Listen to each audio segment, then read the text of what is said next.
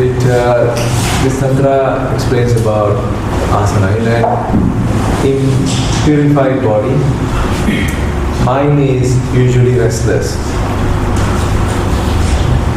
So we're looking at body to mind. Usually mind to body is study has most of the time been how the mind influences the body. But now here, Shiva is the authority here.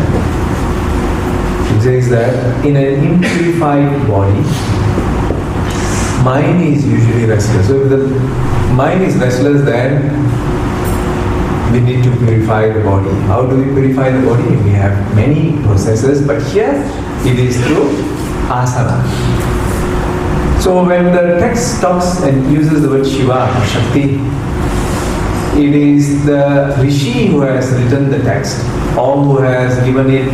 Usually it's the oral tradition, isn't it? The Rishi speaks and then it's absorbed by the students and then they continue to repeat for centuries. So when they talk about Shiva and Shakti, it is the humility of the Rishi not to use his name. They don't use their name because what will survive is, and they are intelligent enough to know that if you use Shiva and Shakti, it will be perpetual. That is how the Rishis protected the trees. Like the neem tree, they say this tree belongs to Kali, or the Tulasi, the holy basil, belongs to Krishna. So by assigning a divinity, an aspect of divinity to the different trees, silver and all that, they've been able to preserve these very highly medicinal plants up to today. How will it be possible to practice concentration without purifying the body? Because the body needs to be purified in order to maintain concentration, right? Body not purified, mind is unable to concentrate. So Shivaji says, purify the body. As we keep on purifying the body, then the mind becomes steady. So this is what asana yoga is, or what hatha yoga is. Hatha yoga is somato-psychic. That means from the body, soma, you go to the mind. Most practices are from the mind to the body. And all of us know how difficult it is to work with the mind. Working with the mind, with the existing mind. Any tools to go and manipulate the mind? Is easier to manipulate the body. We've got many tools to manipulate the body and can be easily seen and rectified. Someone, a coach, can rectify the physical processes, but nobody can rectify the mental processes unless you share. But the physical processes, people can see and rectify. Whatever is happening in the mind, only you can explain. And when we explain, it's usually filtered.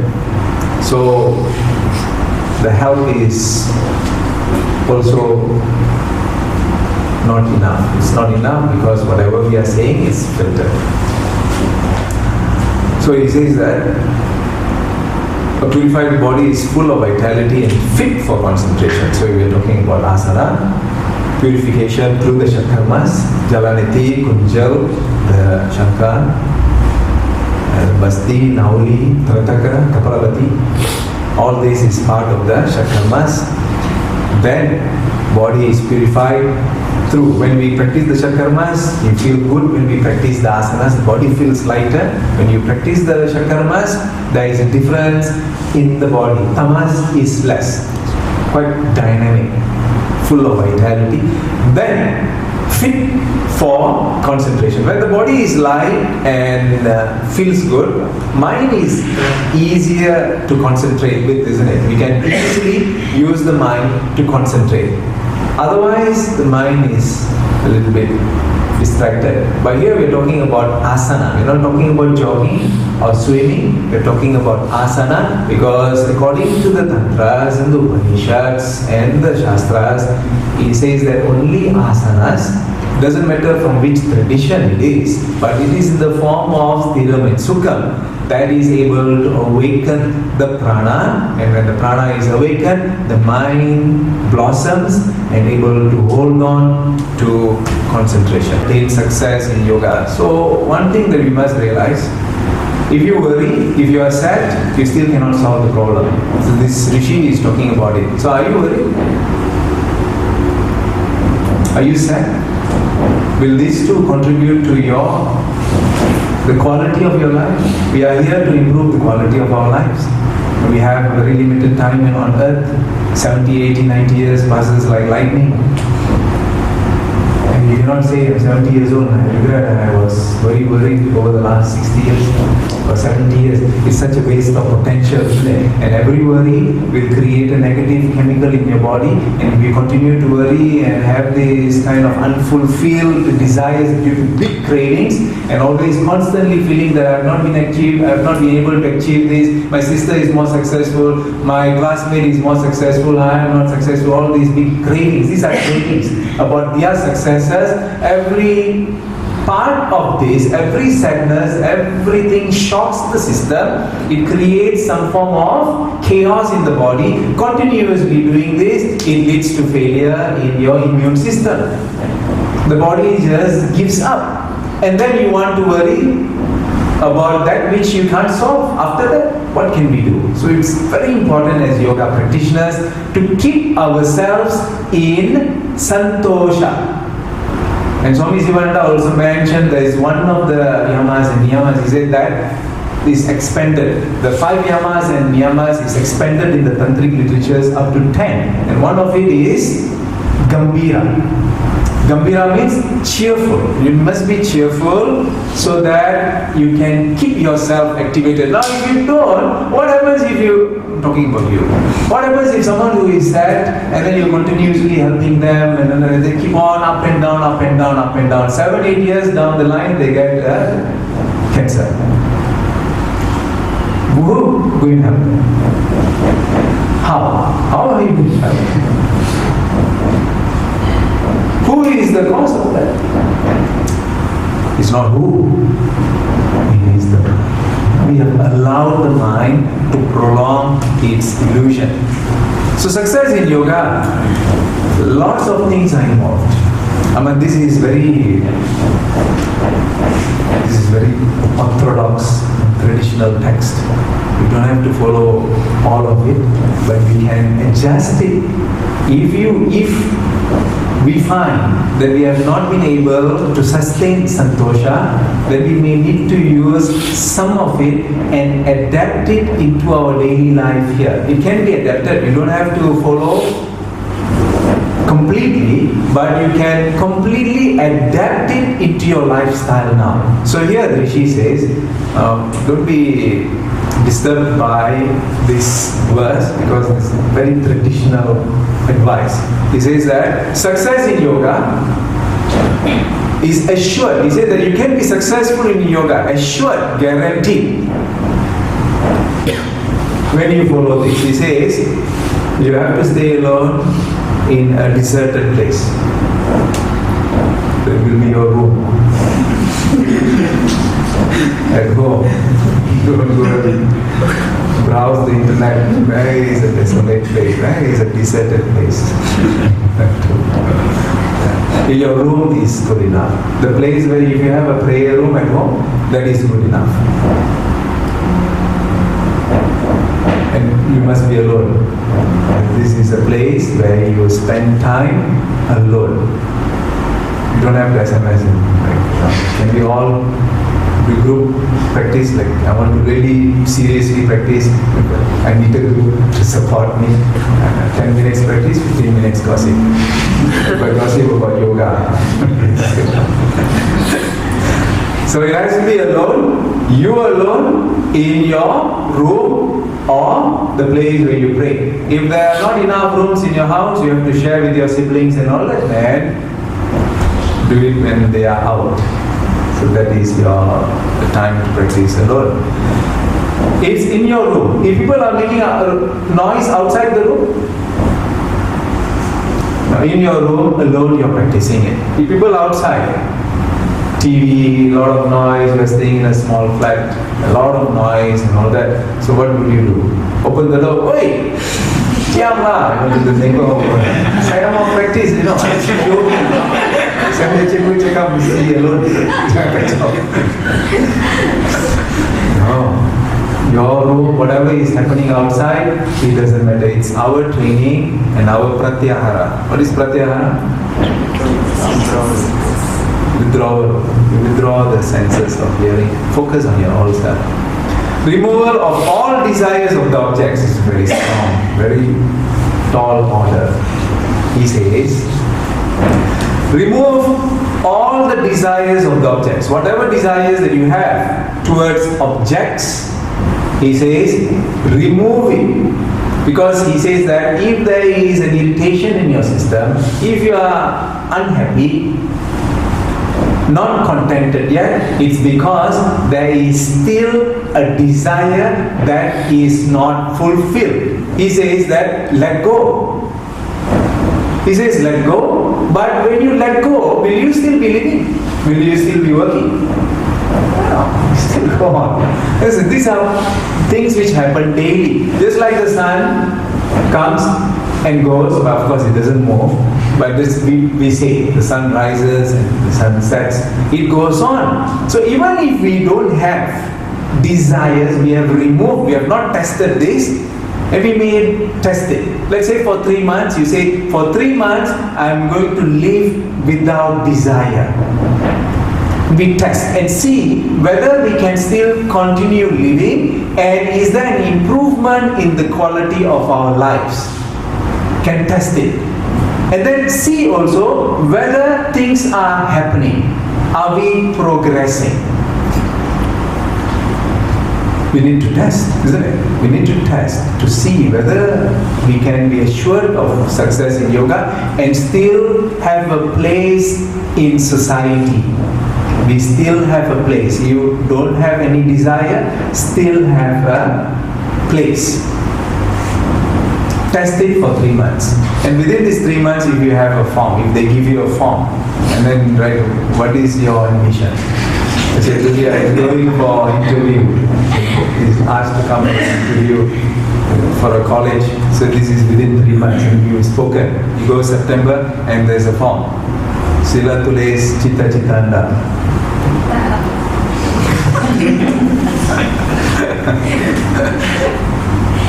My desire is what you desire. Desire, but you have to have one desire. Here he says that if you have to have one desire, it is to have union with yourself. To be connected with myself, and to be connected with myself means to be aware of this present moment. Right now, my breath, myself.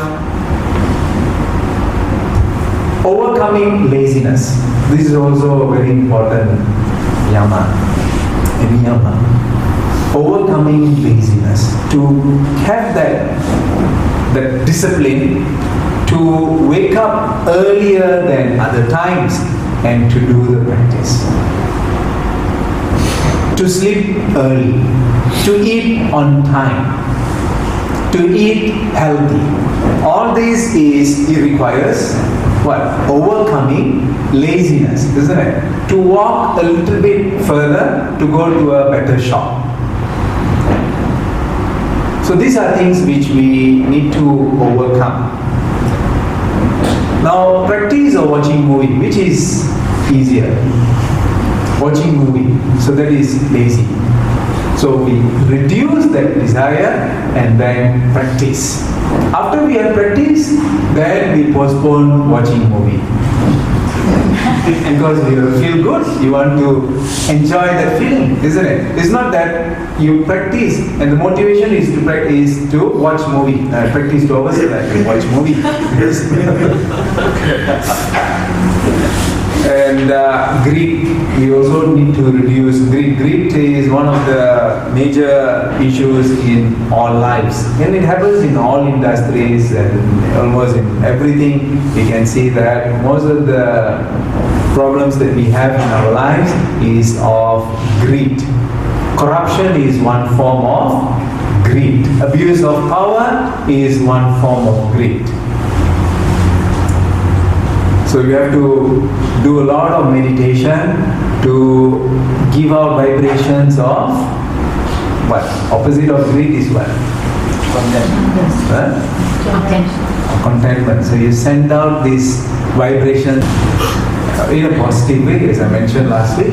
We have to have a positive view and then give them an opportunity to change through your prayers and through your vibrations, and you cannot contribute to the normal way of thoughts and thinking, right? People are thinking like this in a very negative way, a very hostile way. Go remove all this from your path, don't see any of this, and then get a direct contact in mind to mind and send vibrations of goodness. They may change. Excess eating. When you are very hungry, eat that which can give you good health. Like for example, eat fruits. Eat fruits as much as you may have been eating meals. If this is how much you ate one plate of rice with other stuff, then you can, before that, eat a lot of fruit. Maybe half an hour, 1 hour before you take meals, eat lots of fruit. But the issue about eating is we are motivated by taste, right? The motivation is taste. So we have to then manage the taste issue. We just reduce the attachment to taste, work on what is actually nutritious. Now they have recipes which says that taste good food. Also they have. So because they understand the human mind, that we need to have good taste, so they have that kind of recipes. And then patience. In order to achieve any form of success, we need to have patience. This Yoga Sutras talks about Dirgha Kala. It is a long process to attain whatever success that we want. It is to be done again and again. The same thing doing again and again. Every morning 5:30 Surya Namaskar, the same Surya Namaskar, the same asanas, the same pranayama, the same practices, the same shakarmas, just doing again and again and again and again. This requires lots of patience.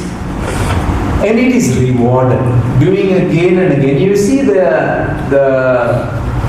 lives of all those people who are considered very successful.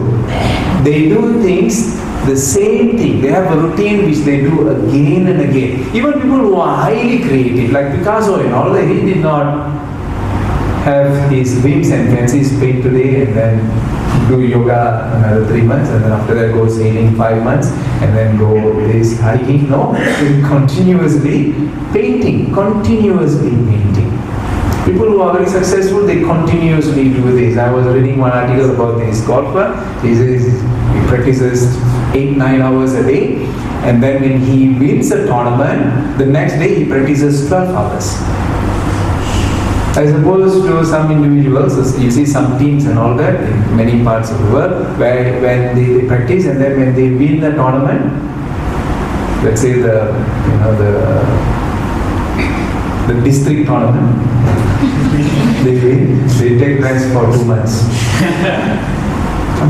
So in order to be a world champion like you, world champion in yoga, but not the asanas, the world champion within you, then continue to practice and practice and practice. Another part of it is firm mental resolve. Once you have decided, stick to it.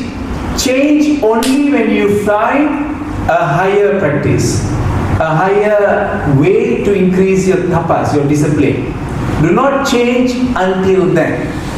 If sadhana is not complete, if there are many things to change and improve, then when we follow this, success is assured. If we are already successful, then none of these rules and regulations apply to your life. You don't have to follow any of these because you are already successful. Your mind is very clear, crystal clear. Everything is so realized, that you are self-realized. None of this is applicable. This is only for those who are in the pursuit of self-realization. If self-realization has not been achieved, or you don't have a glimpse of it, and it seems to be like a very long journey, then we need to follow most of it, adapt and modify according to your situation and circumstances. You are put here on earth to achieve something, and first you must achieve the realization that you are very valuable. First, then when we have this great value in us, we can be valuable to others, we can value others. Right now, feel that you want to live your life completely in fulfillment, absolutely happy with what I have, and no matter what is going to happen in my life, I am going to be absolutely steady with firm mental resolve that I am going to appreciate every single moment of my life. Then you start giving out these vibrations to the whole world.